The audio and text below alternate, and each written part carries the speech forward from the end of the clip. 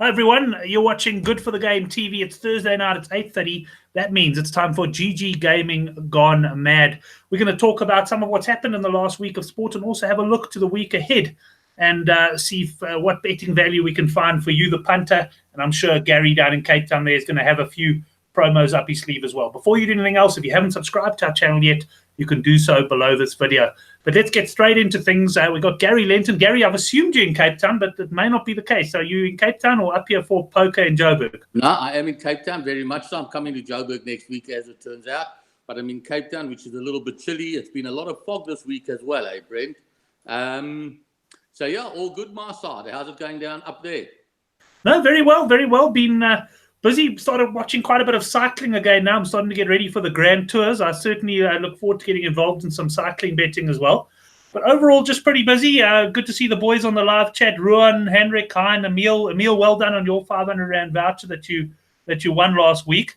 And just generally speaking, Gary, I'm almost looking forward to the end of the English Premier League and stuff, just for a bit of a break. Especially when you're writing previews and stuff of all of these events, it can get quite exhausting. It is a very long season, but it will take 2 weeks and you'll be missing it again. That's the thing, Brendan. I'm not the biggest soccer fan, right?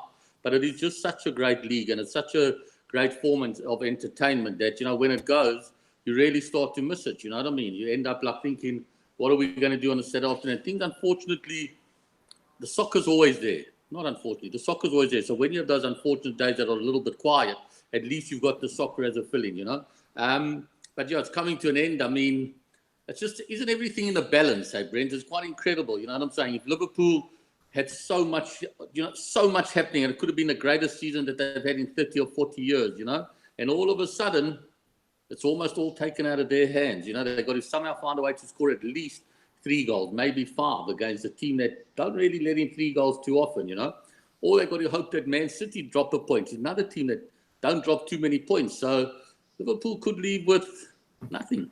My team, Watford, might end up with more than them if we could beat Manchester City. Exactly. In the FA Cup. But you spot on. In fact, I wanted to talk about that, Gary, because I don't know if you saw the Barcelona-Liverpool game in the week. It was quite a competitive affair. Liverpool actually put in a jolly good performance, but Messi was just the difference between the sides. And a 3-0 deficit, it's not done and dusted, but it's pretty close.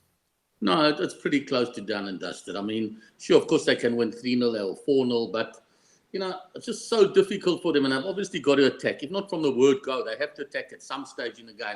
And Barcelona will wait for them. They've done that for many, many seasons now. And if Barcelona get a goal, well, then it's over, isn't it? Then I think they need 5 then, hey? They would need 5, exactly. And exactly. That's not going to happen. And Barcelona will sit back, but they will look for a goal. There's no doubt about it. And if they do get one, well, then it's good night, Liverpool, right? Excellent. Just a couple of comments on the live chat here. Henrik Swat saying, when's Gary going to give us a poker prize as one of his prizes? I'm sure it's something you'll consider in the future, Gary. Yeah, definitely. We got a very nice our next tournament, actually, I think in June, is in Swakopmund, which is a great venue, Brent? It's a fun, this is something comes to, it's a fun venue and the poker's not too expensive. Yeah, I'll definitely do something. You know what I mean? First of all, I'll give all the guys on the show great discounts. I'll give them free accommodation, whatever it is. And we'll run 1 or 2 competitions where they can get, a free seat or something. Definitely. Just remind me closer to the time and we'll go from there.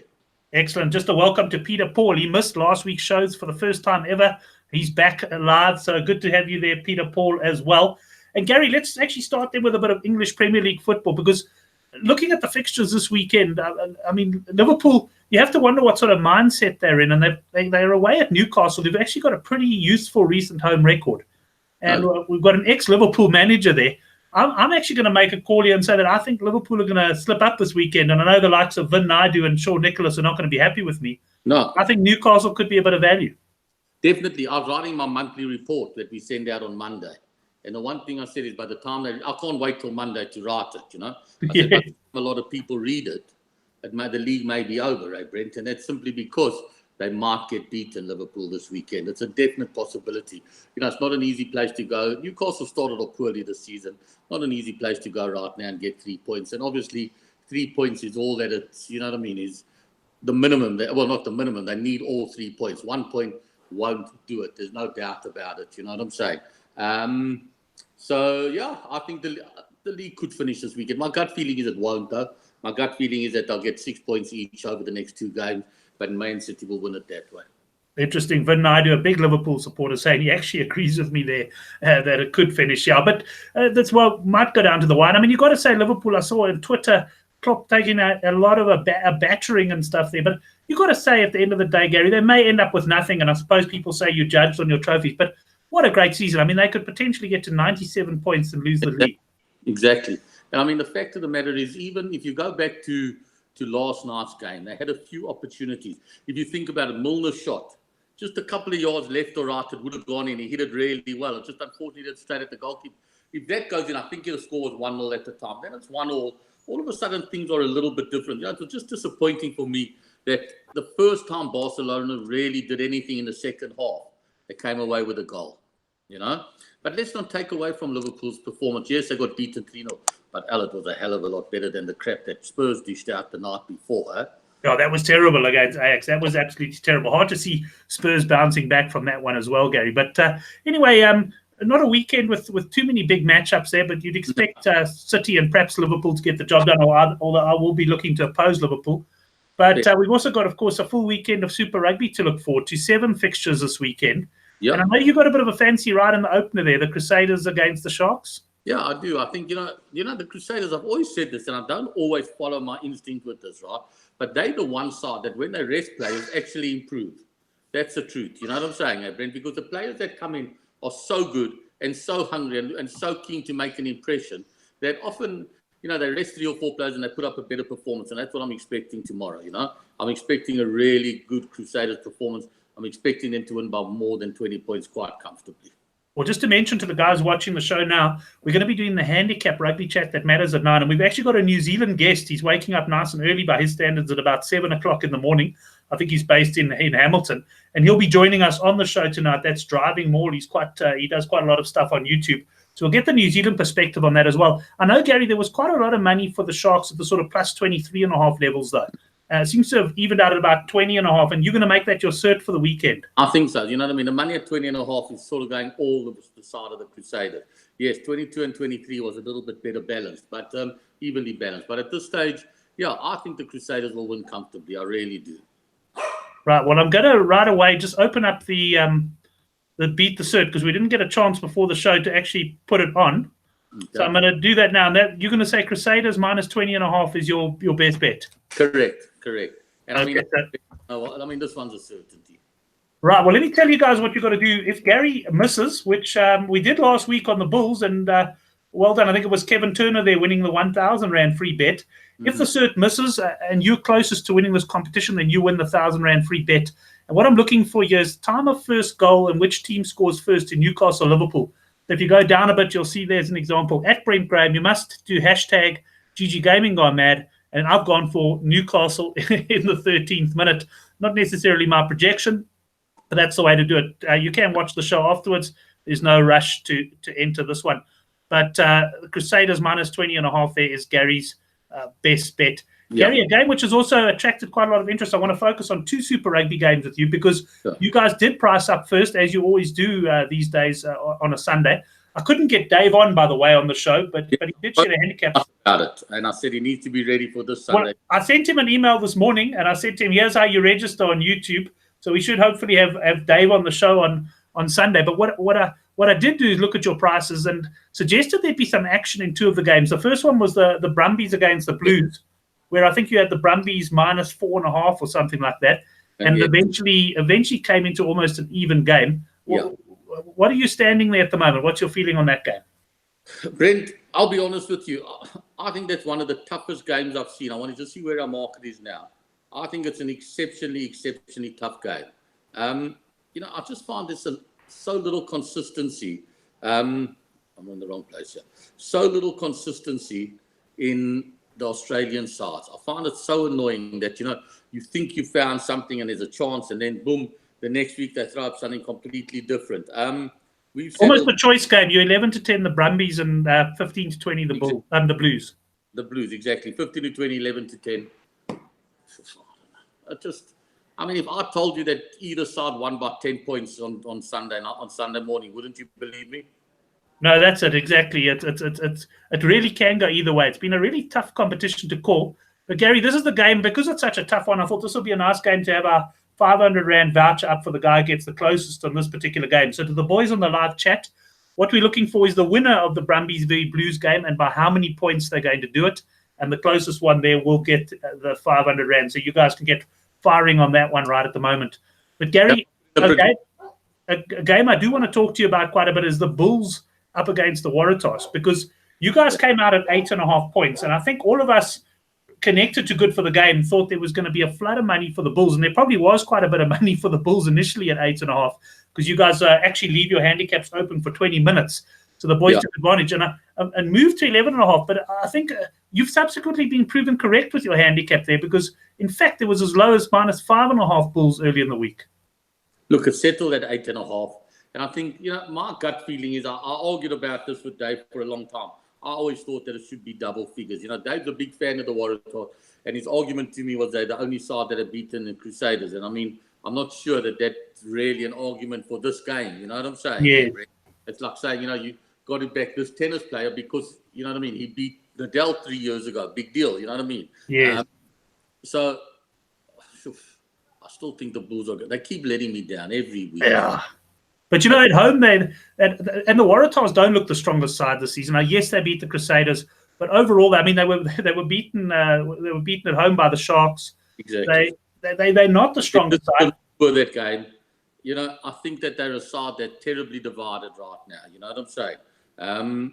I really believe that, Brent. I really believe that Folau has his fans and he has his, you know what I mean, the people that detest him. That's the truth. Yes. And I think that that's an important thing that people need to bear in mind, I think that it's a tough one. There are guys in the team who may be gay themselves. There's guys in the team whose brothers might be gay. You know what I'm saying? Sorry, Mom. No, my brother's sitting on the couch there. He's been in denial for 49 years, 50 years. No, but, and the guys that have got no connection to gays at all that obviously support them and everything. And I'm not saying what's right or wrong at all, But then there are guys that might be those macho type of rugby guys that think, well, there's no place for them. Or it may not even be that. It's a religion thing with him, you know what I mean? And them guys that think that the Bible says that being gay is wrong and they believe in that. So it's a controversial subject, you know what I mean? And the man's gone out in a time where you can't say things. It's politically incorrect to say anything against minorities or anything. And he's gone out and he said something and he's been crucified for it, excuse the pun. But the fact of the matter is he's going to divide every team where he is a member. And that was never his intention, I know that. But that is a fact, and you can't stop that. You know what I'm saying? And I just think that any team where he's connected, whether it be the Waratahs or the Wallabies, is going to have connotations. I'm expecting a really, really bad Wallaby performance over the next 6 months. I really am. I can't see the Wallabies getting into the semi-final of the World Cup. No, I think they're going to bow out in the quarterfinals as well. And on this game, I'm also sticking to my original guns. I think at the sort of current levels of 7.5, 8.5 points, I do think the Bulls will win comfortably. Just having a quick look at the Bulls' record against the Waratahs, they have won their last 6 in a row at home, although interestingly enough, they've all been fairly tight affairs. None of those wins by more than 12 points, which surprised me a bit. But the Bulls have been known to put Aussie teams away as well. Gary, that's the Super Rugby that I wanted to chat with you. What else on this weekend that catches eye? Are you still attracting long-term interest on some of your Cricket Rugby World Cup double markets?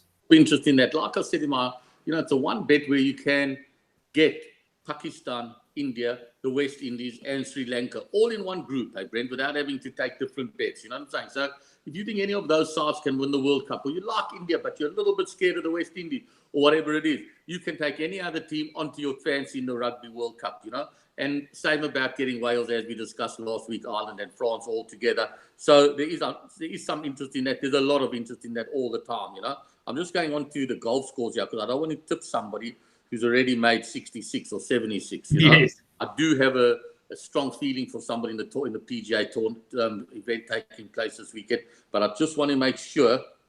Yep, there it was. A Shank. I made him an absolute certainty, and there he is. Leading. Who's that? No, I don't know. I've never heard of the guy. I was going to say, I don't know who that is.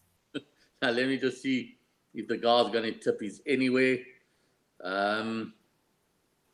It's actually the wrong way to do it. That's the one thing about Bet365. If you go to Bet365 and you go look at the betting there, you're going to just know where the guy is automatically, They are so good. McIlroy even. The guy I think was funny enough. Let me have a look here. Oh, God. I swear, if Arbeck and Oak, they just get the shanks. I swear. Keep on scrolling down, Gary. How bad and the amazing thing about golf is if you had a guy in a match bet, how often you can scroll down, see 143 names and not your bloke. You know what I'm saying? Yeah. I mean, it's amazing how often I've woken up when the guy's been in quite a good position with 6 holes to go. Yeah. And then I've sort of scrolled down, and then you get to the second page of the leaderboard and you think, now I've obviously missed him. So you go back up. Yeah. Well, but you haven't missed stage, right? I'm back in reverse here. I don't know what else. I swear I can just book any golfer in the world. I'm not joking. My golf form lately hasn't been that strong, but I'm going to have the winner of the thing, the PGA. See, PGA. Oh, God. There's guys, my God, 2 over par. Let's pass on that one. You know what I'm saying?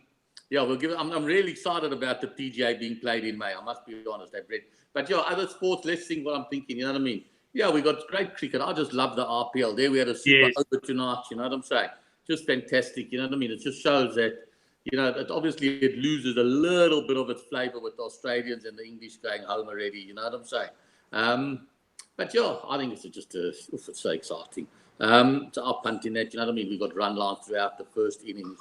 You know what I mean? Match winners right up until the last over. You should have it till the last ball. That's quite clear what we've seen here. But yeah, all in all, I just think that, yeah, it's an exciting time in the world of punting, isn't it, Brent? It certainly is. I mean, I'm really starting to get excited for the World Cups. We'll start doing more World Cup show. Just a comment I enjoy in the live chat from Hein Dumont, who's couch critic. He says when he looks for his golfers, he starts at the bottom and he works his way up. So I do that you save a lot of finger energy that way. You know what I mean? That's the way. And it's also nice. It's also nice having that where you actually can't see your golfer and you're actually happy about it. Yeah. No. I mean, sometimes you just scroll down and you think, please let him not have teed off yet. You know what I'm saying? And then you get to the bottom and everybody teed off. Then you start in reverse again. And boing, there he is. All horrible. I'll tell you what I'm going to do. I'm going to put my stopwatch on. I don't want people to go into Google, Brent. Right. I'm going to ask Oak a question. But I'm going to give 30 seconds only, right? And the guy that gets, I'm going to give him a 2,000 Rand poker voucher that he can use at any one of my WPT poker events, right? Okay. He can't get changed cash for it, but he can use it in any event. He can use it towards a bigger buy-in. He can use it for exactly a 2,000, whatever the case may be, right? Right. All right, so I'm going to start my time now, and I'm going to give them 30 seconds.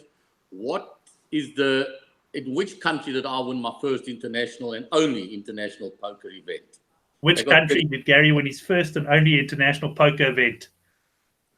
And let's see, there's always a little bit of a delay in the live feed. Let's see what the guys come out with here. You know? Australia, Henrik?